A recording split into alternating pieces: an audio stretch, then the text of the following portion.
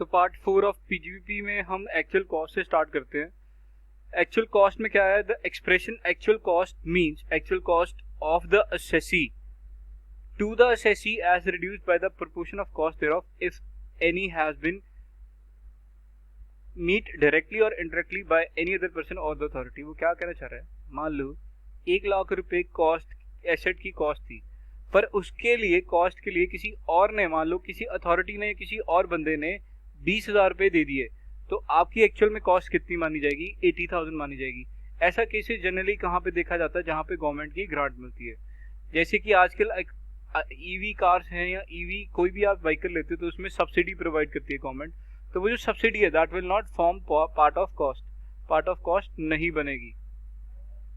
ठीक है जी। However where an assessee incurs any expenditure for the acquisition of any asset or part thereof, of which a payment or aggregate of the payments made to a person in a day otherwise than by the account pay check, draw on the bank account or the account pay bank draft, use of electronic clearing system through the bank or through such other prescribed electronic mode exceed 10,000, such an expenditure shall not form the part of।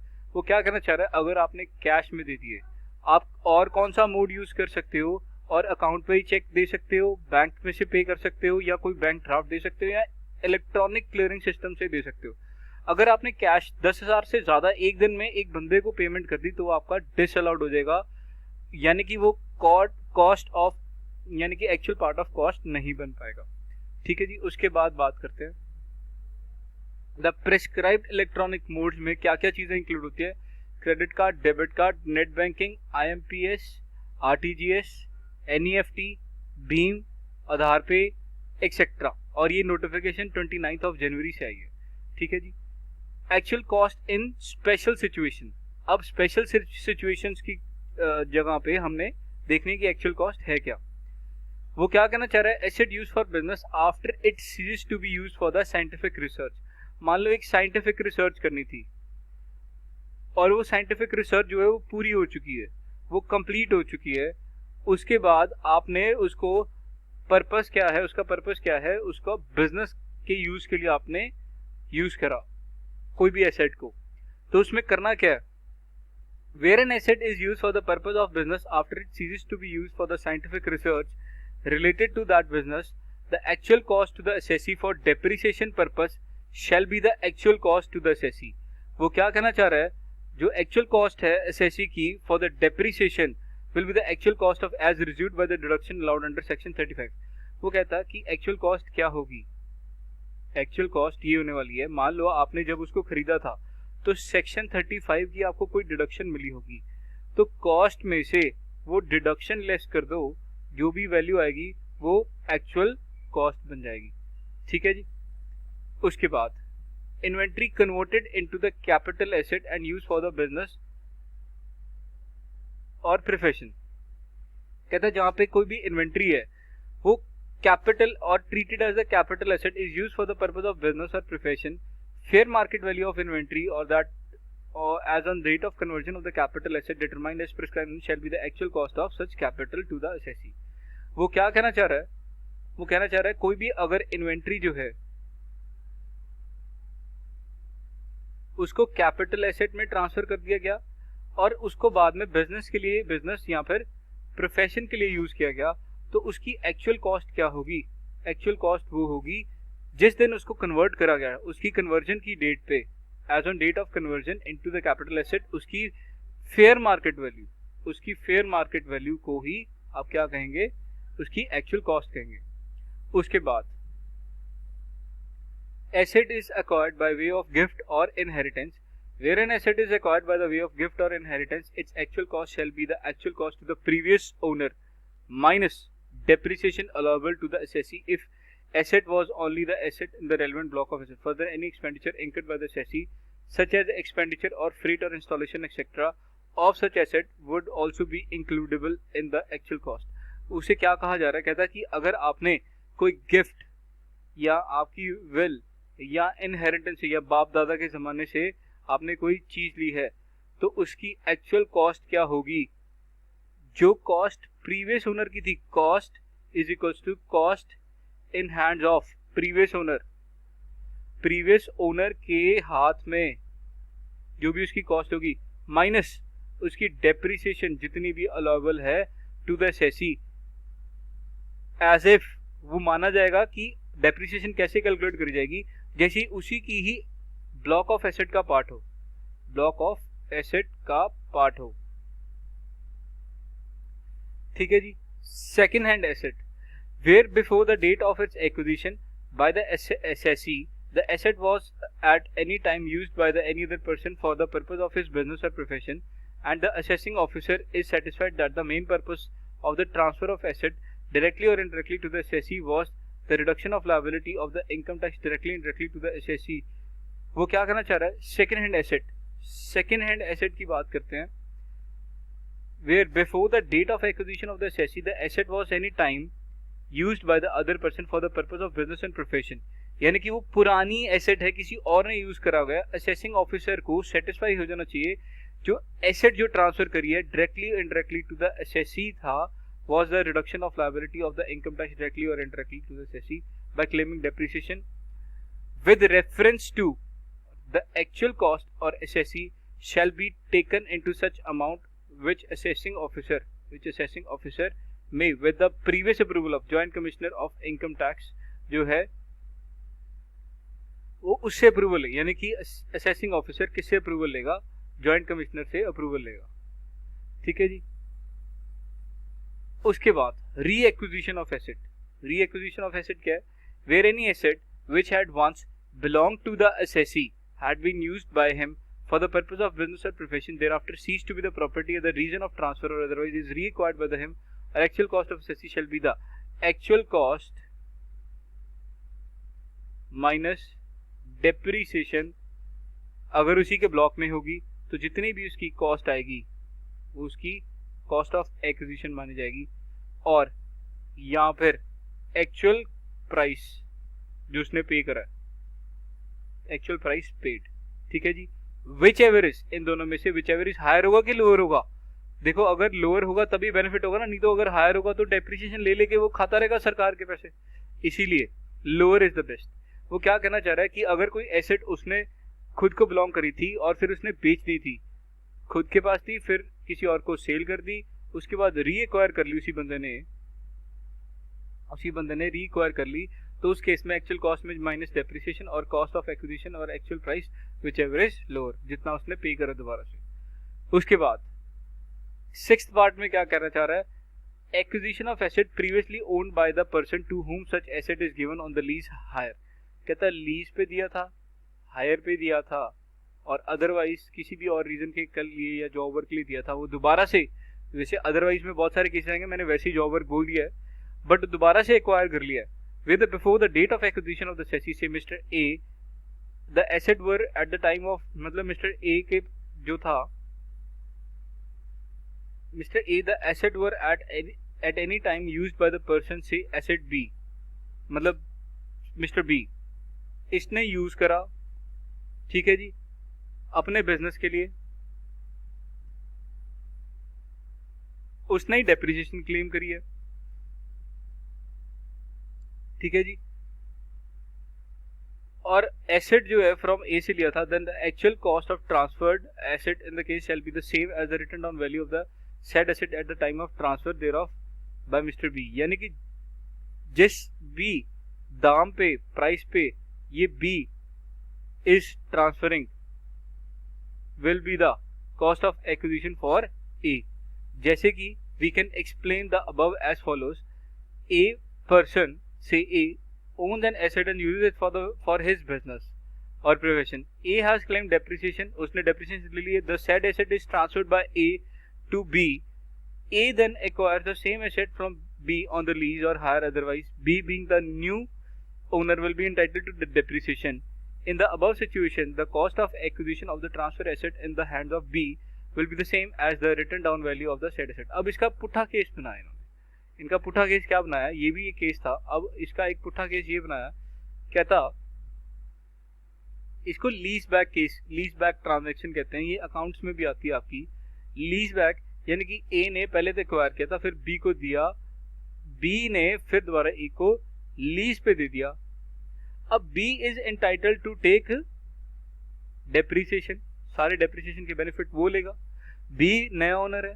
In this situation cost of acquisition of transfer of asset in the hands of B shall be the same as the written down value of the said asset at the time of transfer. यानी कि time of transfer जो भी रहा होगा, cost of acquisition B के हैंड्स में क्या रहेगी, जो price at the time of transfer रहा होगा वो ही इसकी कॉस्ट ऑफ एक्विजिशन बन जाएगी। ठीक है जी। उसके बाद सेक्शन एक्सप्लेनेशन 3 जो है वो सेक्शन 43(1) की ऐसी सिचुएशन के साथ डील करता है with the transfer of any asset is made with the main purpose of reduction of tax liability. यानी कि अगर एसेट को आपने टैक्स लायबिलिटी को रिड्यूस कराने के लिए आपने ट्रांसफर करा तो क्या होगा, the assessing officer having satisfied himself about such purpose of transfer with prior approval of joint commissioner may determine the actual cost having regard to the all circumstances of the case।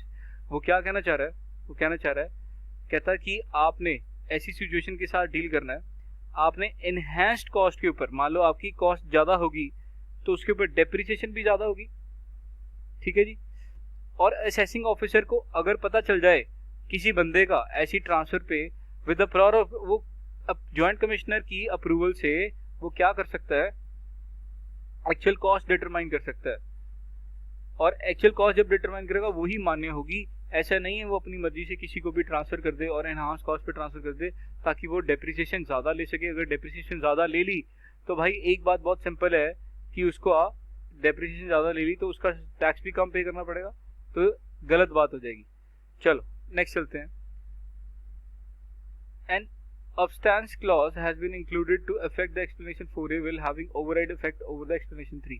यानी कि explanation 4A क्यों घुसाया गया है, ताकि वो explanation 3 का अगर कोई मिसयूज कर रहा बंदा उसको ओवरकम कर सके। ठीक है जी।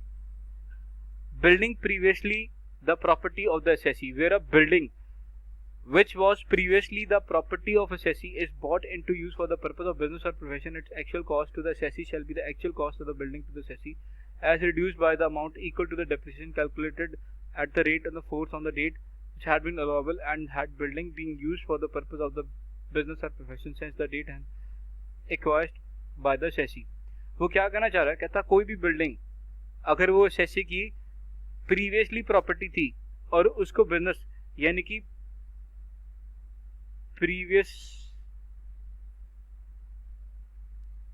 प्रॉपर्टी को वो दोबारा से बिजनेस में ले आया और actual cost to the assessee, तो इसमें असेसी की एक्चुअल कॉस्ट क्या होगी,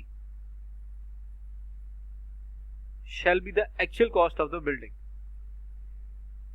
आपकी बिल्डिंग की एक्चुअल कॉस्ट ही actual cost to the assessee रहेगी और आपको जो डेप्रिसिएशन होगी वो जैसे भी इनकम टैक्स के रेट्स डिफाइंड है, ब्लॉक सिस्टम में डिफाइंड है, वो वैसे ही आपको देने पड़ेंगे। ठीक है जी।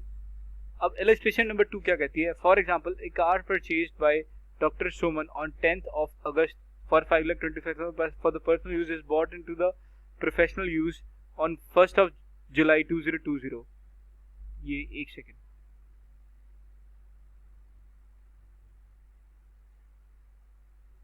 दो 2017 में ली हुई चीज 2020 में वो क्या कहना चाह रहा है, वो बिजनेस पर्पज के लिए लिए जहां पे उसकी मार्केट वैल्यू 2.5 लाख थी, तो actual cost compute the actual cost of the car and the amount of depreciation for the assessment इतनी और हमने डेप्रिसिएशन रेट को 15% रिज्यूम करना। वो क्या करना चाह रहा है, एक्चुअल कॉस्ट जो है would mean the actual cost to the cost of the assessee.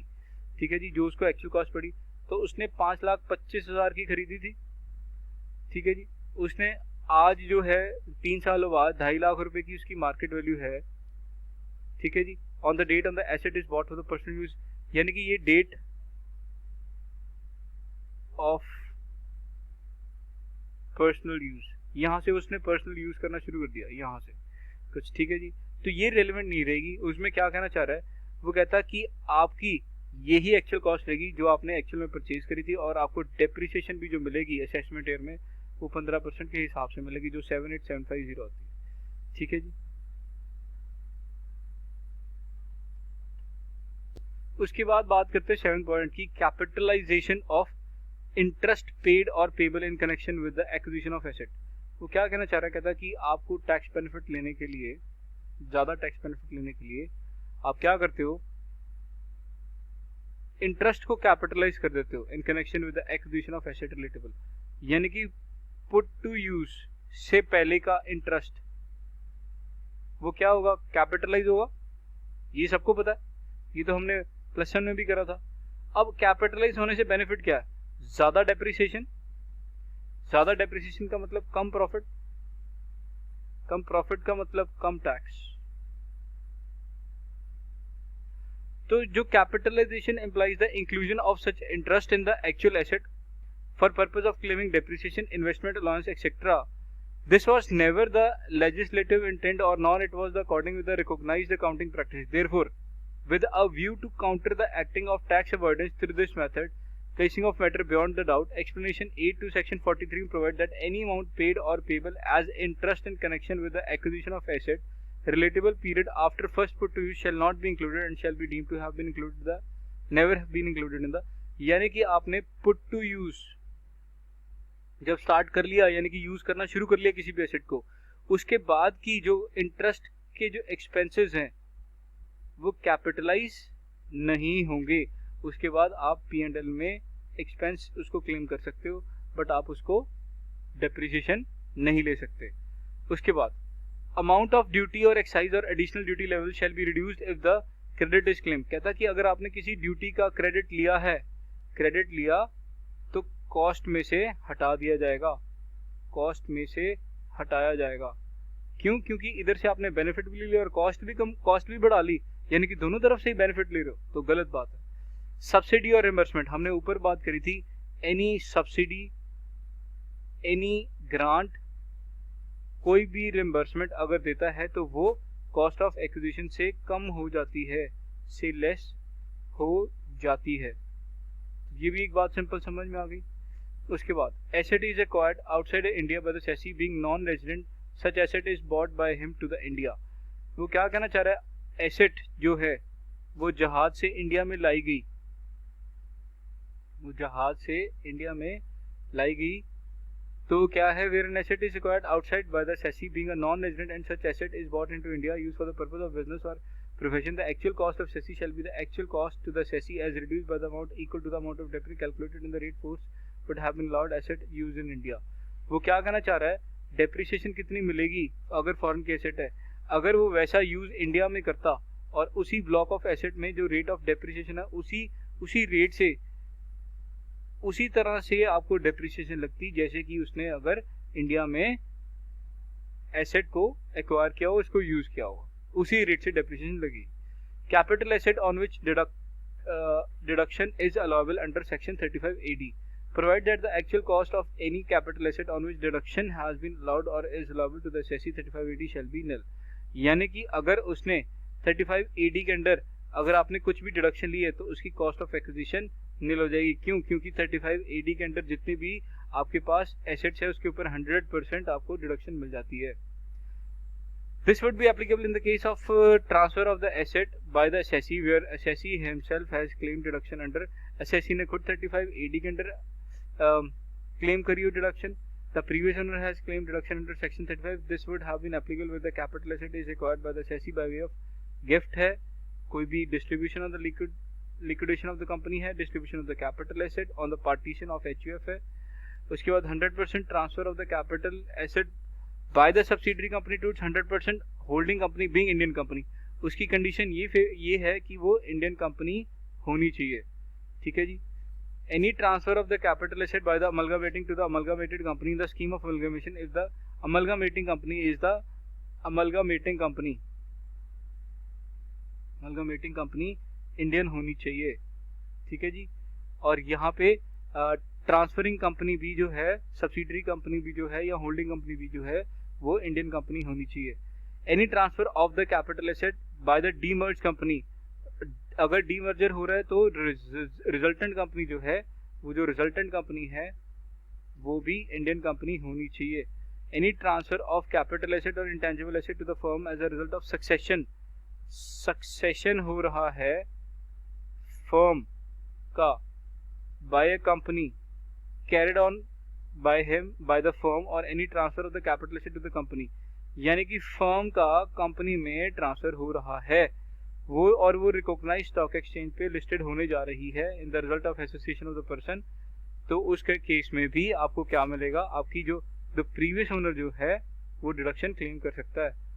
This would applicable with the case of the capital asset is acquired by the way of this. ठीक है जी। उसके बाद ट्रांसफर ऑफ कैपिटल एसेट और intangible asset by the sole proprietor concern with the sole proprietary concern is succeeded by the company, यानी कि sole proprietor अब company में कन्वर्ट हो चुकी है। With the transfer of the capital asset and tangible asset by the private company or listed private company to the LLP is the result of the conversion of LLP, यानी कि intangible private company का LLP में अगर succession हो रहा है या फिर ट्रांसफर हो रहे हैं एसेट, तो भी यहाँ पे कोई भी कॉस्ट ऑफ एक्विजिशन नहीं मानी जाएगी। However, with the asset in respect of which the deduction is claimed allowed under 35AD is deemed to be the income of the assessee in the with the provision of the section 35AD 7B on account of asset being used for other specified business। वो कहना चाह रहा है कि अगर वो जो 35AD के अंदर स्पेसिफाइड बिजनेस है, अगर उसके अलावा कोई और अदर यूज करता है, अगर अदर यूजेस हैं तो क्या होगा, तो एक्चुअल कॉस्ट जो है वो ना, उसकी जो कॉस्ट है वो एड बैक हो जाएगी, यानी कि 35AD में नहीं करेंगे तो आपकी जो इनकम को आपको reduction the cost to the assessee, यहाँ पे क्या लिखा हुआ है, डीम्ड इनकम मानी जाएगी, वो आपकी डीम्ड इनकम मानी जाएगी अगर आप स्पेसिफाइड पर्पस के लिए यूज नहीं करते तो इसी के साथ ही हम कल 8th पॉइंट यानी कि रिटन डाउन वैल्यू कल करेंगे। आज के लिए इतना ही, आप इसको रिवाइज जरूर करें।